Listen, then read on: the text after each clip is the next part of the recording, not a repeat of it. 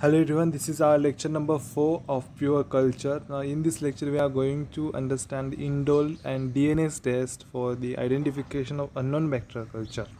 Let's start our lecture.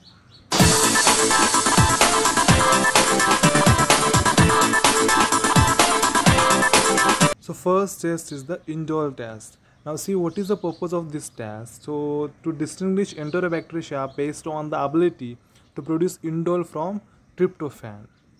Next purpose is to identify lactose fermenting members of Enterobacteria Escherichia coli, that is indole positive, from Klebsiella pneumoniae, which is indole negative. To speciate protease, that is Proteus mirabilis, which is indole negative, and Proteus vulgaricus, which is indole positive. So these are the purpose to perform the indole test. Now what is the principle?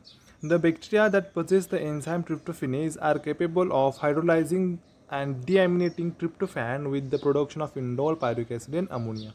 So simple principle is that we have to check the ability of any bacteria, any unknown bacteria and known bacteria, that bacteria is able to hydrolyze and deaminate the tryptophan into indole, pyruvic acid and ammonia in the presence of tryptophanase enzyme. A red complex is formed when indole reacts with the aldehyde group of p-dimethyl aminobenzyl aldehyde and the active chemical in Kovacs and the Herlich reagents. Let's see what is the reaction. Now here tryptophan, when it comes into contact with the tryptophanase, it gives us indole, pyruvic acid and ammonia. When indole again reacts with the p-dimethyl aminobenzyl aldehyde, it gives us red complex. So in this test, the end point or end result is the red complex. Now see what are the reagents. Now Herlich reagent, which is used to detect indole in anaerobic and non-fermentatory bacteria. Kovacs reagent, which is used to identify members of Enterobacteria. Now let's see interpretation. If you got positive result, then how we can interpret that red ring at the interface of reagent and the broth. If you got negative result, there is no color development. If you got if you are doing rapid spot test, now here paradimethyl aminobenzyl which is used, which gives us blue green color. Paradimethyl benzaldehyde gives us bright pink color. Now see what is the procedure. We have to take tryptophan broth, in that we have to add culture, we have to incubate it. After incubation we have to add Kovacs reagent, and within some time we have to observe the ring formation. Now if you got the ring, the test is positive, example is Escherichia coli. If you don't got any ring, the test is negative, for example Klebsiella pneumoniae. If you are performing the spot test, here if you got the color formation, the test is positive for the Escherichia coli, and if you don't got any color formation on the paper, known as negative test, Klebsiella pneumoniae. Next, that is the DNA test. It is also called as a DNA hydrolysis test. Now what is the principle of this test? Now here we are going to determine the ability of an organism to hydrolyze the DNA. Now let's see.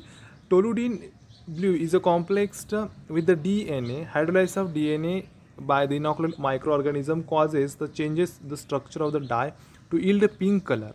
Methyl green is also complexed with the DNA. If the organism growing on the medium hydrolyzes DNA, the green color fades and the colony is surrounded by colorless zone. My principle says that in this technique, in this method or in this test, we are going to determine the ability of an organism to hydrolyze the DNA. And if the organism successfully is able to hydrolyze the DNA, the organism will form the clear zone around the colony. If the organism is not able to hydrolyze the DNA, there is no clear zone around the colony. Let's see how we can perform this method. Now, inoculate the organism into DNase agar medium and flood it with the one normal HCl solution. Incubate the plate at 35-37 degrees Celsius for 24 hours. After incubation, clear zone around the colonies within 5 minutes was observed. Now let's see, these are the results. Now first positive results for Staphylococcus aureus. Now first A, there is a clear zone around the colonies, so Staphylococcus aureus is able to hydrolyze the DNA. B is the Serratia marcescens. Now here also there is a zone which indicates that the Serratia marcescens is able to hydrolyze the DNA. Now C, negative Staphylococcus epidermis. There is no zone, so it indicates that Staphylococcus epidermis is not able to hydrolyze the DNA. Thanks a lot.